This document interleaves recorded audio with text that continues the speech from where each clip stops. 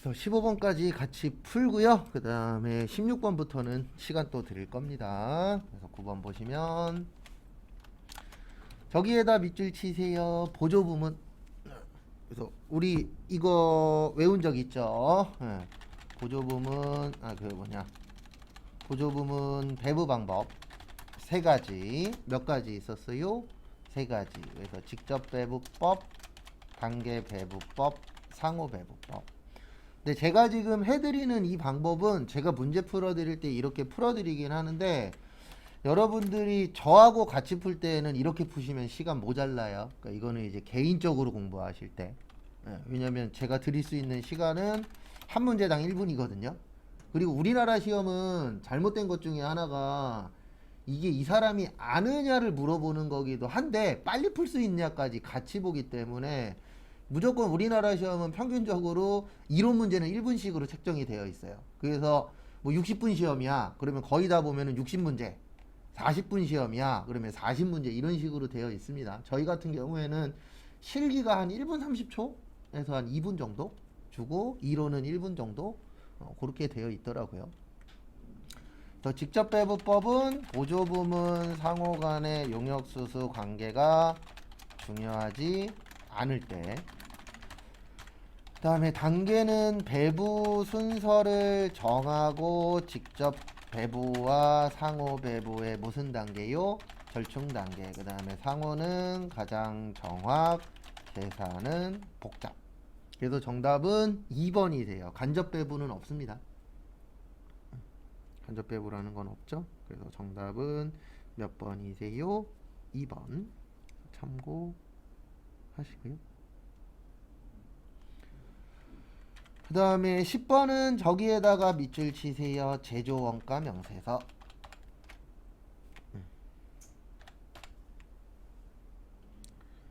제조 원가 명세서 밑줄 치시고 그 다음에 같이 또 보도록 하겠습니다. 같이 보시면은요. 우리 이거 외우라고 한 적이 있었어요. T자. T자 외우라고 할 때 제가 이 얘기를 몇 번 적은 적이 있을 겁니다. 무슨 얘기 적은 적이 있었냐면요. 왜 이렇게 느려? 거기 보시면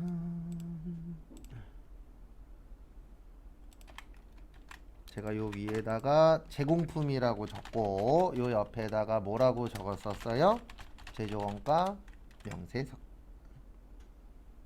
이렇게 적은 적이 있을 겁니다. 잘 확인을 해 보시면. 그래서 차변의 기초 제공품, 직접 재료비, 직접 노무비, 직접 경비, 제조 간접비. 그 다음에 대변의 단기 제품 제조 원가, 기말 제공품이라고 한 적이 있었죠. 그래서 1, 2, 3, 4번 중에서 여기하고 가장 비슷한 게 2번이죠. 재료비, 노무비, 간접비. 그래서 초반에는 우리의 일단 시험장 가셔서 1차 목표는요. 외운 것 중에 나온 건 안 틀리는 게 목표예요. 왜냐면 평균적으로 이론이 15개라고 봤을 때 한 7개 전후가 암기한 거에서 나오고요. 그 다음에 나머지는 이해해서 푸는 걸로 나와요. 그래서 초반에는 암기 쪽에 좀 투자를 많이 하셔야 됩니다. 왜냐면 어차피 이해 문제는 시험 볼 때까지 그냥 꾸준히 봐서 시험장 가서 내가 이해했으면 맞추는 거고 이해 못했으면 틀리는 건데 암기한 거는 암기만 잘하면 맞출 수 있잖아요. 그 다음에 11번 문제 그 몇 번이냐? 3번하고 4번에 보시면 총이라고 있습니다. 뭐라고 있으세요? 총. 그걸 잘 보세요. 총. 그래서 우리 외운 것 중에 이거 있었었죠. 뭐 있었었냐면은요. 암기하신 것 중에 이거 있었습니다. 총 들어가면 제공품인데 아까는 여기 재료비, 노무비, 경비로 적었잖아요. 근데 지문에 총 들어가면은 꼭 이걸로 이게 기억나셔야 돼요. 기초 제공품, 그 다음에 단기 총 제조 원가. 그 다음에 대변 말고 그 다음에 대변의 단기 제품 제조 원가, 그 다음 무슨 제공품이요? 기말 제공품이라고 있었어요? 없었어요? 있었죠. 이런 거 잘 기억하시고. 그래서 여기 보시면, 그리고 제발 부탁인데 외운 건 열심히 적지 마시고 체크만 해놨다가 다시 외우세요. 이거 백날 적어봤자 아무 소용 없어요. 제가 앞에 적어드리는 건. 그래, 앞에 보세요. 지금부터 적고 못 듣는 거는 본인이 알아서 하십시오. 전 분명히 얘기했어요. 외우시라고. 또 지금부터는 뭐 따로 적고 이런 거는 새 거 아니면은 시간 안 드릴 거예요. 그래서 여기 보시면 기말 재고액이 기초 재고액보다 증가했다 그랬죠. 뭐라고 써 있어요? 증가. 그러면 기초에다가 아무 숫자나 적어요. 아무 숫자든 상관없어요. 그 다음에 기초가 그 기말이 기초보다 뭐 했다고요? 증가했다 그랬죠? 그러면 기말에다가 조금 더 큰 수를 쓰시면 됩니다. 그 다음에 단기 제품 제조 원가에다가도 아무 숫자 써도 상관없어요. 왜냐면 차변과 대변이 뭐만 하면 되죠? 같기만 하면 되죠. 그러니까 이건 응용 문제예요. 이건 외웠다라 그래서 맞추는 게 아닙니다. 이걸 맞추시려면 세 가지가 기억나야 돼요. 일단 T자 기억해야 되고, 그 다음에 여기 지문에 있는 거 기초가 기말보다 증가했다. 그 다음에 차변과 대변은 어때야 된다? 같아야 된다. 이렇게 숫자를 적는 이유는 딴 것 때문에 적는 게 아니고요. 우리 보기 편하려고.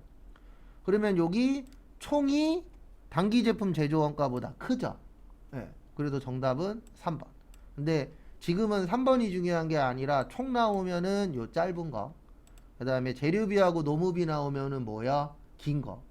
이렇게 기억을 해 주셔야 됩니다. 그래서 제가 초반에 제일 많이 하는 얘기는 좀 외우시라 그 얘기를 좀 많이 하는 편이에요. 왜냐면 못 외우면 못 맞춰요. 외우면은 맞출 수 있는 확률이 올라가는 거고. 그 다음에 12번. 12번 보시면 제조원가입니다. 우리 제조원가는 500번대라 그랬어요. 그래서 공장, 생산, 제조, 이런 쪽이 이제 제조원가입니다.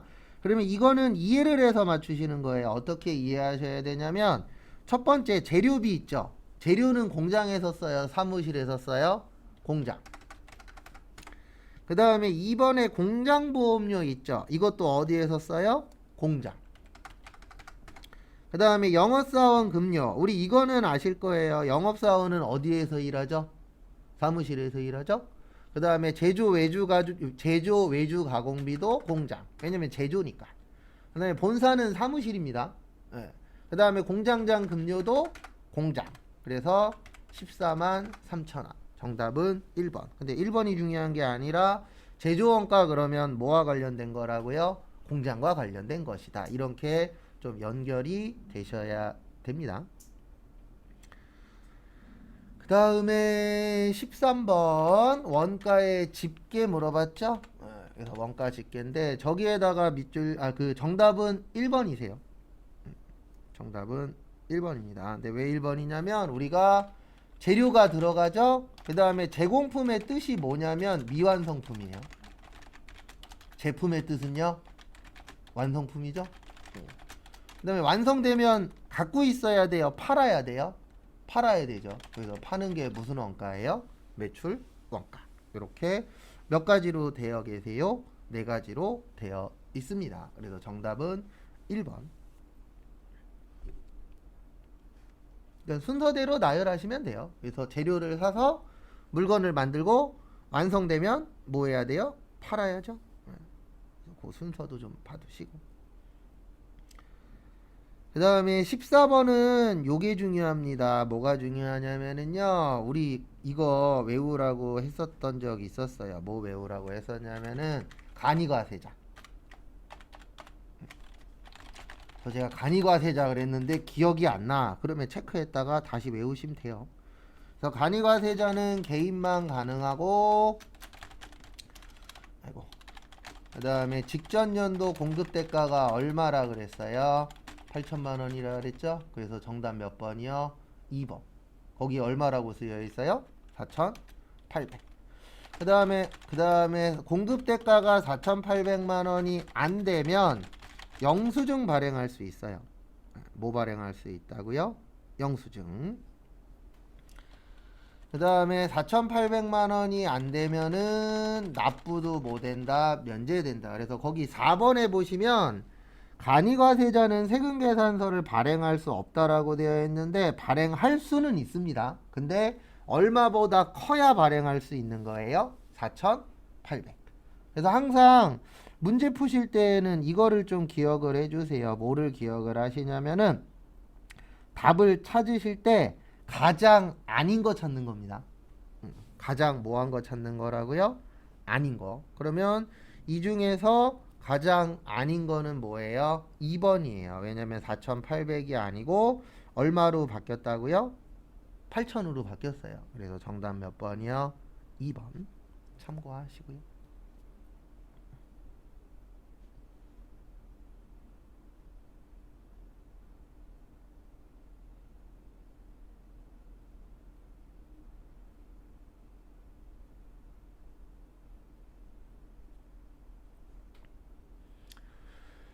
그 다음에 15번. 15번은 저기에다가 밑줄 좀 쳐주세요. 어디에다 밑줄 치시냐면은 저기 정정.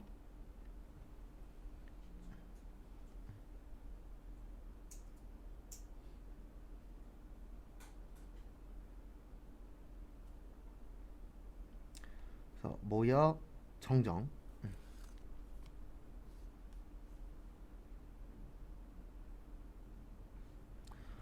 또 정정의 뜻이 뭐 하는 거죠? 고치는 거죠. 그래서 정정이 수정하는 겁니다. 그래서 1번에 상호 변경. 상호 변경이라는 게 이름 바뀐 거잖아요. 이름 바뀌면 뭐 해야 돼요? 고쳐야 되죠. 그래서 1번 맞고요. 그 다음에 사업자 주소 이전의 뜻이 이사 간 겁니다. 이사 가면은 우리 냅둬야 돼요? 고쳐야 돼요? 고쳐야 되겠죠. 그래서 2번도 맞고요. 그 다음에 3번. 사업 종류의 변경. 이 사업 종류의 변경이라는 건 뭐 이런 거예요. 우리 회사가 도매를 하다가 소매까지 했어. 아니면 컴퓨터 팔다가 책상도 같이 팔아. 이럴 수 있어요? 없어요? 있죠. 나중에 회사 가시면 어떤 회사는 사업 종류만 막 몇십 가지인 회사들도 있어요. 이것저것 다 하는 회사. 근데 그게 무조건 나쁜 건 아니지만 어쩔 수 없어요. 대부분 회사들은 한쪽만 일단 잘 돼야 그 다음부터 딴 거 하는 게 좋지. 하나도 안 되는데, 그러니까 식당도 가보면은 전문점이 있고 이것저것 하는 데 있잖아요. 예. 그 차이라고 보시면 됩니다. 근데 어쨌든 종류 바뀌면은 바꿔야 되죠. 그래서 정답은 4번입니다. 폐업하면 뭐 해야 돼요? 사업자 등록증을 폐업 신고해야 됩니다. 그래서 사업자 등록증이 없어지는 거예요. 고치는 게 아니고 폐업하시면. 그래서 정답은 몇 번이요? 4번. 그래서 이런 식으로 푸는 건데 지금부터 16번부터 30번까지 몇 시냐? 11시 5분까지 시간 드릴 테니까 풀어보시고 기억 안 나면 2장짜리 보구라도 푸세요. 보고 푸는 것도 지장 없습니다. 초반이니까. 어쨌든 최종 목표는 안 보고 푸는 게 최종 목표세요. 풀어보세요.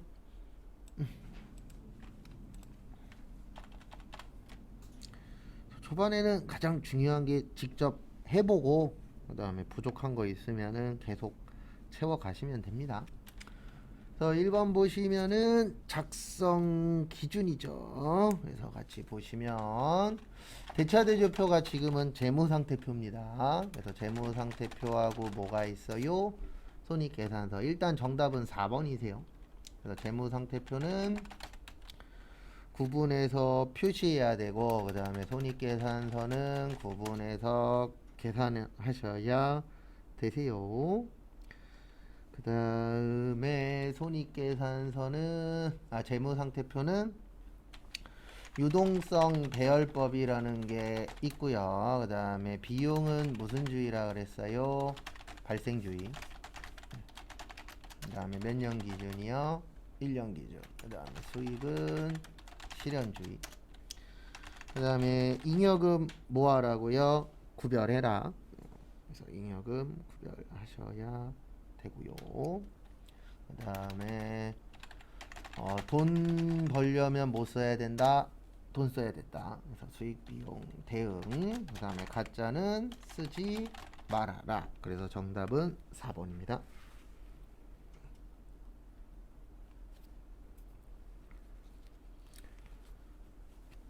그다음에 17번. 다음 감가상각 방법 중 수익 비용 대응에 가장 바람직한 건데요. 일단 정답은 4번의 정률법이세요. 이건 오늘 처음 얘기하는 겁니다. 그래서 거기 보시면 요거는 좀 알고 계시면 도움이 되실 거예요. 앞으로 몇 번 더 적을 건데요. 뭐냐면은요. 정액법은 매년 감가상각비가 일정하다 그래서 정액법입니다. 왜냐하면 정액의 뜻이 뭐예요? 금액이 뭐 되어 있다? 정해져 있다. 그래서 매번 어떻다? 똑같다. 이렇게 기억을 해주셔야 되고요. 그 다음에 정률법은 초기에 감가상각비가 커요. 그러니까 이게 무슨 뜻이냐면 처음엔 금액이 크다가 가면 갈수록 뭐 된다? 줄어든다라는 뜻입니다. 근데 왜 수익 비용이 이게 맞냐면 정률법은 대부분 이거로 되어 있어요. 기계 관련된 것들. 그래서 뭐 컴퓨터, 자동차, 그 다음에 뭐 에어컨, 이런 것들, 뭐 기계 장치 이런 것들이 대부분 다 정률법을 씁니다. 근데 왜 기계들을 정률법을 쓰냐면 우리 되도록이면 컴퓨터든 자동차든 에어컨이든 기계 장치든 이런 기계와 관련된 것들은 새 거 살려 그래요? 중고 살려 그래요? 새 거 살려고 하죠. 돈이 있다란 전제하에. 돈이 부족해서 중고를 살 수는 있겠지만 돈 있으면 중고 살 거예요? 새 거 살 거예요?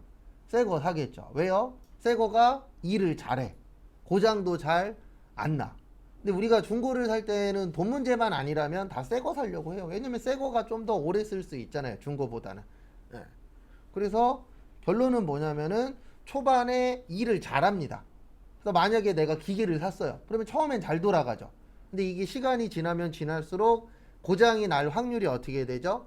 올라가잖아요. 그리고 실제 고장도 나잖아요. 새 거보다는 사용하면 할수록 고장 날 확률이 어때요? 높습니다. 그리고 이런 생각은 하지 마세요. 저도 과거에 그런 적이 있었어요. 새 거 사자마자 떨어뜨렸어. 예, 고장 났어. 그러면 이거는 오래 못 쓰잖아요. 그런 건 특별한 케이스고 일반적으로 고장이 안 났다라는 전제하에 내가 뭐 파손되거나 그런 거 빼놓고는 쓰면 쓸수록 고장이 많이 나고 고쳐야 되고 못 쓰게 되고 이런 부분들이 생기잖아요. 그래서 초반에 수익 창출을 많이 합니다. 왜냐면 처음에 일을 잘하니까. 근데 가면 갈수록 일을 못하기 때문에 수익 창출도 어떻게 돼요? 떨어져요. 그래서 그만큼 비용도 뭐 돼야 된다? 떨어져야 됩니다. 그래서 초반에는 수익도 많이 나니까 비용도 어때야 돼요? 커야 돼. 근데 연도가 지나면 지날수록 기계라던가 이런 거는 사용할 수 있는 횟수나 아니면은 이런 부분들이 떨어지잖아요. 그러면 수익도 어떻게 되죠? 줄어들죠. 그러면 모두 줄어들어야 돼요. 비용도 같이 줄어야 돼요. 그래서 수익 비용 대응에 가장 잘 맞는 건 무슨 법이에요? 정률법이에요. 그래서 정답은 몇 번이요? 4번인데 이런 건 좀 어렵습니다. 왜 어렵냐면 잘 안 나와요. 그래서 이거는 시험장 갔을 때 기억이 나야 맞출 수 있습니다. 그 다음에 18번 맞추는 방법은 두 가지라 그랬어요. 하나는 여기 가서 열심히 쳐요. 컨트롤 뭐요? F로. 네, 그러면 몇 번 남아요? 1번 남아요. 그래서 하나는 프로그램 들어가셔서 뭘로 찾으시라고요? 컨트롤 F. 요게 찾기 단축키죠. 그래서 이렇게 찾는 방법이 있고 또 하나는 외운 거. 우리 이익 잉여금에는 이익 준비금이랑 끝에가 뭘로 끝난다고요? 적립금. 그래서 이익준비금은 현금 배당의 몇 분의 몇이요? 10분의 1. 잠시만요. 가끔씩 잘못 눌러서.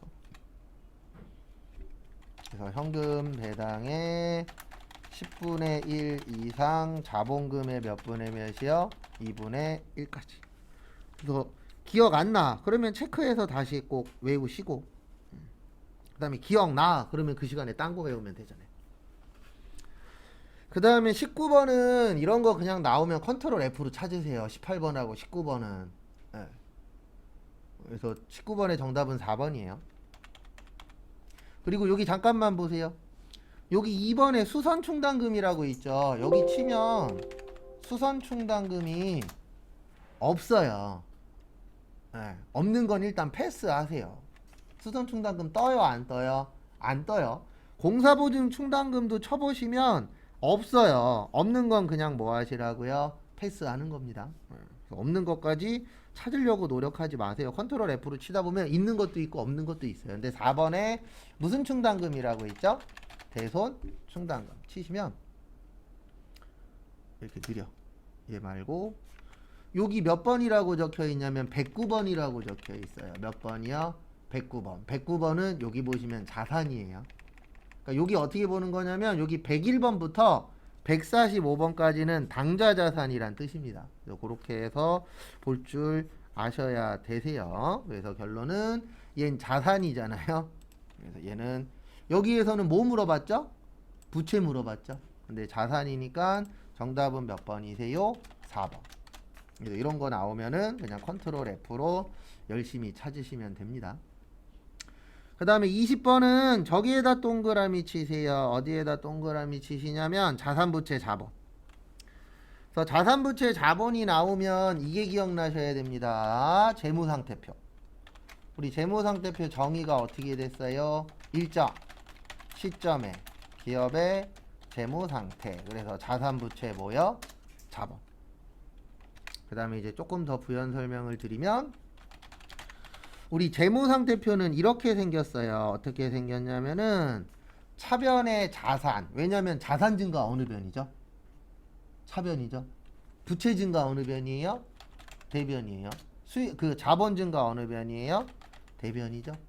이렇게 생긴 걸 뭐라 그래요? 재무상태표라고 표현합니다. 그래서 어쨌든 재무상태표 보시면 여기 700이라고 써 있잖아요. 자산에 얼마라고 적혀 있어요? 700. 그래서 700 하시면 되고, 그 다음에 여기 보시면 부채는 얼마라고 적혀 있죠? 안 적혀 있죠. 그 다음에 자본은 얼마라고 적혀 있어요? 30. 그래서 우리 차변과 대변 어때야 된다? 같아야 된다. 그러면 얼마가 부족하죠? 670. 그래서 정답은 몇 번이요? 2번.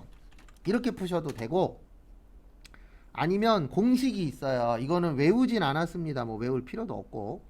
그래서 공식이 있는데 일명 자산 등식이라고도 하고 재무상태표 등식이라고도 해요. 이건 어떻게 생겼냐면 자산은 부채 플러스 뭐라고요? 자본.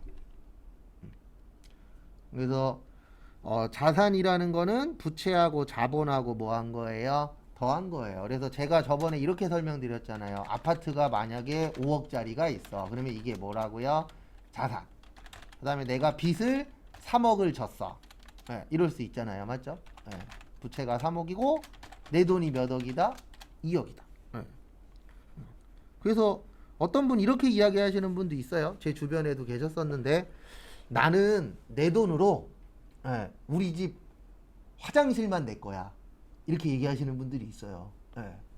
왜냐면 내 돈 들어간 거보다 뭐가 더 많은 거예요? 은행 돈이 더 많은 거죠. 그리고 원래 우리나라는 이제 변질됐어요. 우리나라는 집이 주거용이라고 생각하는 사람은 제가 봤을 때 몇 프로 안 돼요. 다 머릿속에는 무슨 생각이 있냐면 이 집 사서 올라갔고 비싸게 팔아먹고 뭐 할 거예요? 다른 집으로 갈 거야. 다 이 생각이에요. 100이면 100까지는 오바고 100이면 95명 이상은 다 그 생각으로 지금 아파트를 사고 있어요. 맞죠? 그래서 밥 먹으러 이런 뭐 송도나 청라 들어가 보면 아줌마 두세 명 모여 있잖아요. 그러면 맨날 얘기하는 게 두 가지예요. 하나는 돈 얘기, 그 다음에 또 하나는 자식들 교육 얘기. 원래 근데 할 게 그거밖에 없잖아요. 할 얘기가 모여도. 그래서 요거 잘 기억하시고. 그래서 이 밑에 거는 이렇게 되는 거예요. 여기 47만 원에 72만 원이잖아요. 그럼 얼마 되는 거예요? 119만 원. 그래서 정답 몇 번이요? 2번. 그리고 이런 분들이 있어요. 이 문제는 너무 쉬운데요. 쉬운 것도 있어요. 그리고 원래 자격증 시험은 이렇게 해서 붙는 거예요. 쉬운 거 안 틀려서 붙는 게 자격증 시험이에요. 어떤 분들 보면 어려운 거에 막 목매셔. 머리 아파요. 그러니까 기초적인 거, 쉬운 것들 있잖아요. 그런 거 안 틀리는 게 제가 봤을 땐 자격증 공부 제일 잘하는 방법 중에 하나예요. 어떤 분들 보면은 어려운 것만 잘 맞추셔. 어려운 거 잘 맞추시는 분들의 특징이 또 쉬운 건 또 틀립니다. 그래서 쉬운 거 안 틀리게끔 준비 좀 잘 해주시고요. 그 다음에 다음 것도 보시면은요. 다음 거 보시면 21번 저기에다 밑줄 치세요. 유가증권. 그래서 우리 외운 적이 있을 겁니다. 유가증권이라고. 그래서 유가증권에는 두 가지가 있어요. 지분증권하고 채무증권. 그래서 지분증권에는 단기매매, 매도 가능, 지분법 적용, 투자주식이라고 있었었죠. 그 다음에 두 번째로 보실 게 채무에는 단기매매, 매도 가능, 그 다음에 만기, 보유, 증권이라고 있었습니다. 그래서 같이 한번 또 보시면은요. 여기 보시면 당좌 자산이죠. 네, 우리 자산은 크게 두 가지로 나누어진다 그랬습니다. 유동자산하고 비유동자산. 그 다음에 유동자산은 또 두 가지로 나누어진다 그랬어요. 당좌자산하고 재고자산. 그래서 결론은 뭐냐면 당좌자산이라고 나오면 몇 년 이내예요? 1년 이내예요. 몇 년 이내요? 1년 이내. 그러니까 이런 식으로 연결이 되는 게 우리 최종 목표입니다. 왜냐면 연결이 돼야 답을 맞출 수 있으니까. 그래서 하나씩 또 보시면은요. 1번에 보시면 시장성 있는 주식 잘 봐주세요.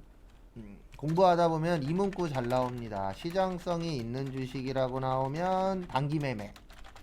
그 다음에 시장성이 없는 주식이라고 나올 때도 있어요. 이때는 매도 가능 증권이에요. 왜냐하면 여기에서 말하는 시장이 증권회사라고 생각을 하시면 되세요.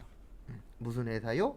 증권회사. 그래서 증권회사에서 거래가 가능하냐 불가능하냐 이걸로 보는 겁니다. 그러면 우리가 증권회사에 왜 가죠? 사람들이 주식 뭐 하려고요? 사고 팔려고. 그래서 시장성이 있으면은 상장 주식이라고 생각을 하면 되세요. 우리 주식 시장에서 물건을 주식 팔려면 상장돼야 되거든요. 그래서 단기매매 증권은 1년 안에 사고 파는 거니까 시장성이 있어야 돼요. 아니면 이렇게 이해하셔도 돼요. 우리 다들 시장 가봤죠? 시장 왜 가요? 물건 사고 뭐 하려고요? 팔려고. 그래서 빨리빨리 사고 팔기 위해서 우리가 시장 가는 거잖아요. 그렇게 이해를 하셔도 됩니다. 그 다음에 2번에 보시면 단기적인 목적이라고 되어 계실 거예요. 무슨 목적이요? 단기적인 목적. 그래서 단기적이니까 무슨 증권이에요? 단기 매매 증권. 맞습니다. 그 다음에 세 번째 일시소유 맞아요. 그래서 정답은 4번입니다. 특수관계자가 발행한 주식은 지분법 적용 투자 주식이에요.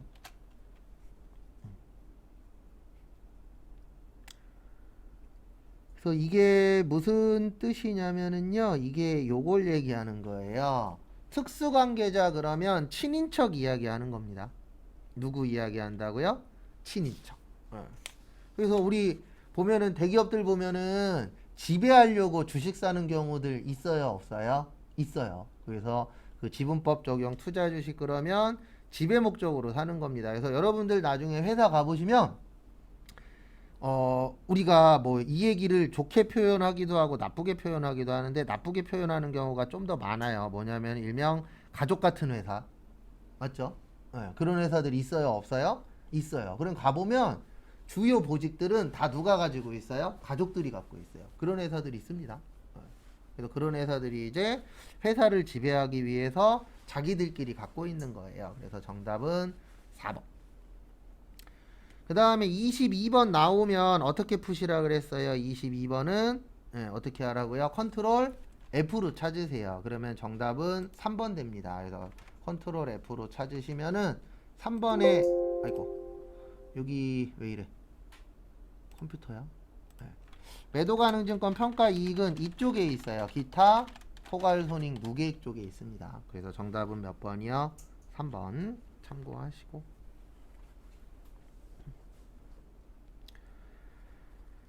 그 다음에 그래서 이런 거 나오면 그냥 컨트롤 F로 열심히 찾으세요. 그 다음에 23번 보시면 재료 K의 장부상 재고 수량은 100개이나 실질 재고 조사 결과 80개인 것으로 판명이 됐대요. 그 다음에 개당 원가는 20원에서 얼마가 되셨대요? 18원. 저기에다 밑줄 치세요. 감모 손실. 그래서 이 문제를 맞추시려면 이거를 이해하고 계시면은 맞출 확률이 좀 올라갑니다. 뭐를 이해하셔야 되냐면 감모. 그래서 감모의 뜻이 뭐냐, 요게 중요합니다. 그래서 감모의 뜻은 뭐냐면은요, 감모의 뜻은 수량 부족이에요. 감모의 뜻이 무슨 부족이라고요? 수량 부족. 수량이 부족하네. 그거를 뭐라 그래요? 감모라고 표현을 합니다.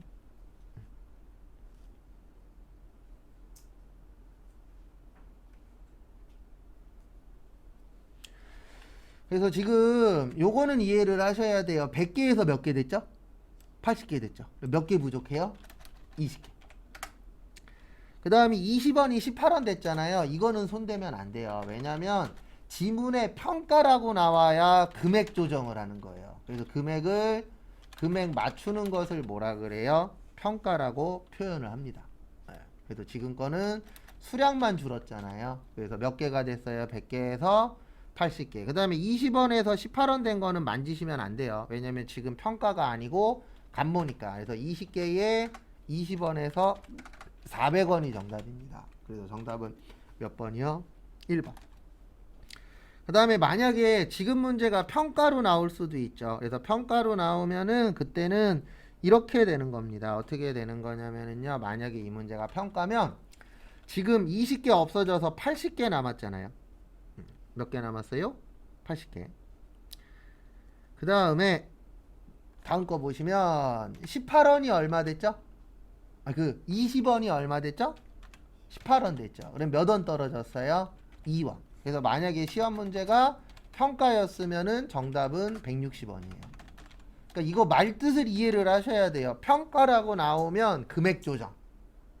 그 다음에 감모라고 나오면 뭐만 관련된 거 처리하는 거라고요? 수량 관련된 것만. 이런 식으로 좀 기억을 해주셔야 되는데 헷갈릴 겁니다. 그리고 시험 문제는 평가가 훨씬 더 많이 나와요. 감모보다는. 감모는 간혹가다 한 번씩 나오고 시험 자체가 그렇습니다. 그래서 그 부분은 참고하시고. 그 다음에 24번. 24번은 저기에다가 밑줄 좀 쳐주세요. 어디에다 밑줄 치시냐면은 저기 배부 기준. 그래서 제가 앞으로 이 얘기 많이 할 겁니다. 배부 기준 나오면은 뭐 하는 거냐면은 실제가 기준이에요. 그러니까 배부라는 게 나눠주는 거잖아요. 뭐 해주는 거예요? 나눠주는 거예요. 그래서 배부하고 같은 말이 배분입니다. 두 개가 똑같은 말이에요. 배부나 배분이나 어때요?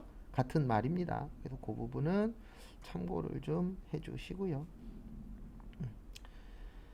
어쨌든 저쨌든 정답은 3번입니다. 우리가 나누어 주는 걸 무슨 배분이라고도 해요? 원가 배분이라고도 하죠. 그래서 정답은 3번 참고하시고.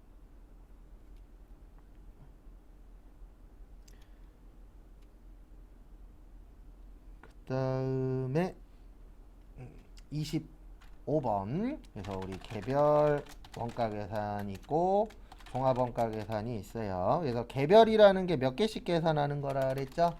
하나씩. 그래서 주로 비싼 거는 개별, 싼 거는 종합이에요. 왜냐면 한 번에 원가 계산하는 게 종합입니다. 그래서 요거는 암기를 좀 잘 하셔야 돼요. 다품종, 소량, 주문, 생산.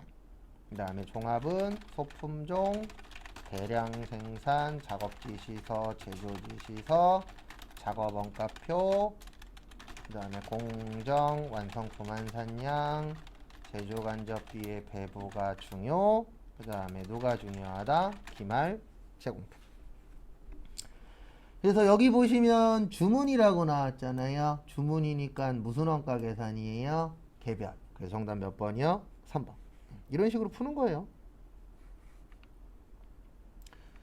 그 다음에 26번은 오늘 한 문제 풀고 앞으로는 없습니다. 뭐 이런 거는 아주 잘 나오는 문제는 아니세요. 그래서 하나씩 또 보시면은요.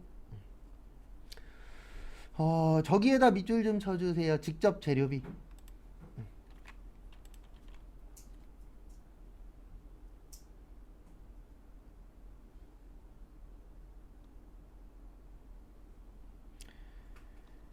그래서 어쨌든 보시면은요.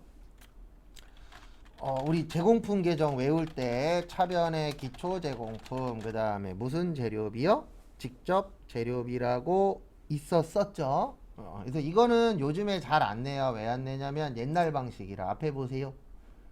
그래서 옛날에 장부 만들 때 어떻게 만들었었냐면 이렇게 만들었어요. 여기 위에 보시면 제공품 있죠. 예, 이거는 이제 분계 예측하는 방법이에요. T자 가지고. 그러면 이 위에 있는 걸 끌고 와요. 그래서 끌고 오는데 요 안으로 이렇게 오면 됩니다. 이거 뚫고 들어가면 안 돼요. 왜 뚫고 들어가면 안 되냐면 이게 벽이라고 생각하시면 됩니다. 그래서 이렇게 해서 분계를 예측하는 방법이 있어요.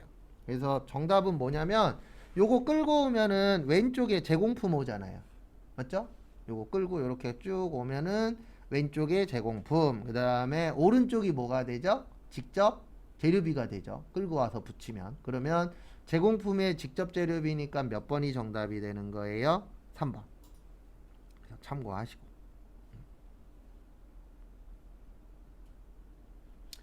그리고 찍을 때 찍더라도 제발 부탁인데 여기 위에 재료비라고 되어 있잖아요. 2번하고 4번 찍으신 분은 그냥 열심히 찍으신 거예요. 모를 때는요. 이렇게 찍으면 확률은 조금 올라갑니다. 꼭 찍으란 얘기가 아니에요. 이건 진짜 모르는데 찍어야 돼. 그럴 때는 이 지문에 있는 글씨 놓고 찍으세요. 여기 재료비라고 되어 있잖아요. 그러면 답에도 재료비라는 문구가 나와야 맞을 확률이 어때요? 올라갑니다. 그래서 2번하고 4번 찍으신 분은 진짜 찍은 거예요. 근데 이제 1번하고 3번 찍으신 분은 그래도 좀 지문을 조금이라도 볼 줄 안다. 이렇게 보시면 됩니다. 근데 요즘엔 거의 안 내요. 근데 안 내는 이유는 하나입니다. 옛날에 비해서 우리가 직접 할 일은 있다 그랬어요? 없다 그랬어요? 없다 그랬죠. 누가 다 한다고요? 컴퓨터가 대부분 다 해주기 때문에. 그 다음에 27번은 이거는 암기를 잘해야 맞출 수 있습니다.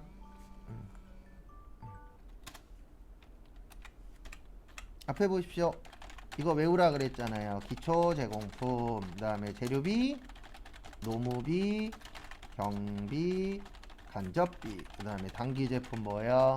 제조원가, 기말 제공품. 제가 이거 분명히 그때 잘 나온다라고 설명드리긴 했습니다. 그 다음에 잠시만요. 글씨가 좀 큰가 보구나. 그 다음에 재료비 구하는 공식도 있었어요. 우리 그때 외울 때. 그래서 재료비 구하는 공식은 기초 원재료 더하기 단기 원재료 매입액 빼기 기말 원재료.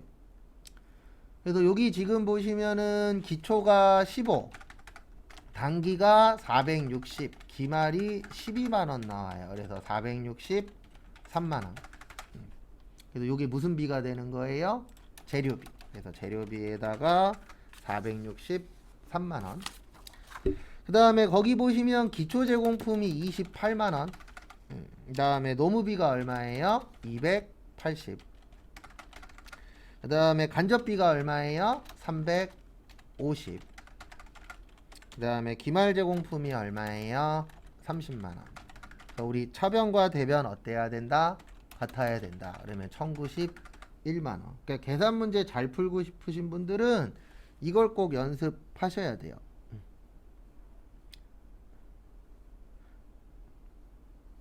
무슨 연습을 꼭 하셔야 되냐면 이 연습을 꼭 하셔야 돼요.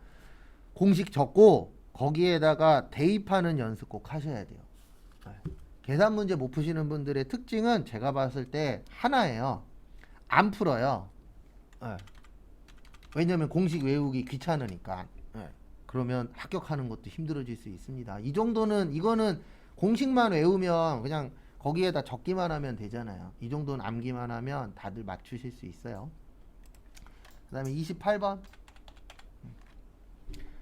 거기 보시면 세금계산서라고 되어 있는데 요거 좀 기억을 하십시오. 증빙에는 4가지가 있어요. 몇 가지 있다고요? 4가지. 세금계산서, 계산서, 신용카드, 현금영수증. 그래서 거기 1번에 보시면은요. 1번 보시면 1번 보시면 모든에다가 동그라미 치세요. 뭐요? 모든. 그래서 1번은 틀린 겁니다. 왜냐면 아까 영세에 4가지 있다 그랬잖아요. 영세율 세금계산서, 내국 신용장, 로컬 LC, 구매 확인서. 그래서 요 4가지 중에 하나에 해당되면 영세라 그랬죠. 근데 거기 지문에 보시면 뭐라고 되어 있냐면은 교부 의무가 면제된다. 면제되진 않습니다. 그래서 그 부분 참고하시고요. 그 다음에 두 번째, 세금계산서는 필수적인 자료 맞아요. 그래서 정답은 2번. 그 다음에 3번은 면세는 세금계산서라 그랬나요? 계산서라 그랬나요? 면세는 계산서예요. 뭐라고요? 계산서. 그래서 3번도 틀렸고, 그 다음에 4번에 보시면 무슨적 기재사항이라고 있으시죠? 필요적 기재사항. 그거 제가 외우시라고 했었죠? 필요적 기재사항. 그래서 필요적 기재사항의 4가지. 공급하는 자의 등록번호, 상호 및 성명, 공급받는 자의 등록번호, 작성 연월일, 공급가액과 뭐요? 세. 그래서 틀렸습니다. 그 다음에 또 다음 거 보시면 29번 면세. 우리 면세는 우리 살아가는데 꼭 필요한 거예요. 그래서 가공된 식료품은 과세고요. 미가공 식료품이 면세입니다. 그래서 A 아니고, 우리 물 먹어야 돼요? 안 먹어야 돼요? 물 먹어야 되죠? 그래서 수돗물 면세 맞아요. 그 다음에 무연탄하고 연탄 면세 맞고요. 왜냐면 연탄 고소득자가 떼요? 저소득층에서 떼요? 저소득층에서 떼죠? 그래서 면세가 되려면 일단 기본적으로 살아가는데 꼭 필요해야 되고, 고소득층, 저소득층, 저소득층. 그 다음에 역진성 완화. 그래서 정답은 2번이에요. 수돗물 필요하죠? 연탄 저소득층에서 뜨죠? 그 다음에 국가에서 책 읽으라 그랬잖아요. 그래서 신문하고 도서. 그래서 정답은 2번. 그 다음에 30번은 이런 거 맞추려고 암기하라고 한 거예요. 간주 공급에 4가지 있다 그랬습니다. 자가 공급, 개인적 공급, 사업상 증여, 폐업 시 잔존재화. 그래서 정답은 4번 되세요. 그러니까 이런 거 나오면은 연결해서 잘 기억하시고, 그 다음에 잠깐만 쉬었다가 11시 45분에 신호 확인하고, 그 다음에 다음 것도 풀 시간 드릴 겁니다.